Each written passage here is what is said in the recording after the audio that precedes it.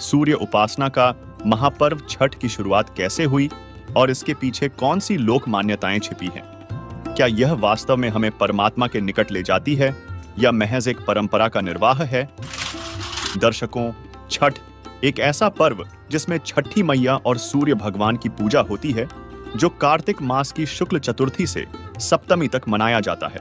इस पर्व के बारे में समाज में कई लोक कथाएं प्रचलित हैं, जैसे कि द्रौपदी और कर्ण द्वारा छठ व्रत करना या राजा प्रियव्रत का संतान प्राप्ति के लिए इस व्रत का पालन करना। यह पर्व साल में 2 बार चैत्र और कार्तिक मास में मनाया जाता है और इसे लोक आस्था का प्रतीक माना जाता है।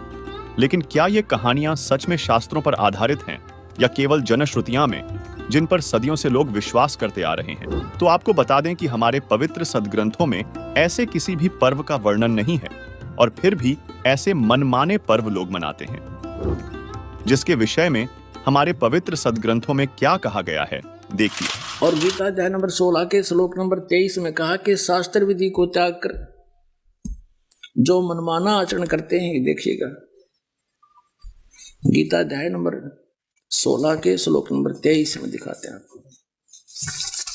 23 और 24 में गीता अध्याय नंबर 16 के श्लोक नंबर हम दिखाते हैं आपको 23 में।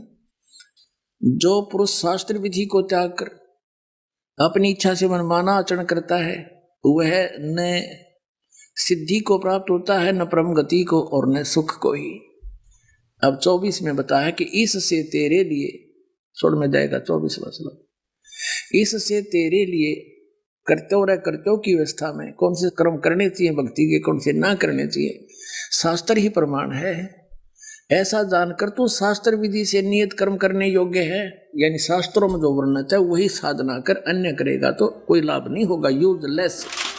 दर्शकों, गीता जी के इस उल्लेख से स्पष्ट होता कि छठ पूजा के मनमाने नियम और कथाएं शास्त्रों की कसौटी पर खरे नहीं उतरते, जिससे यह सिद्ध होता है कि छठ पूजा को मनाना एक मनमाना आचरण है।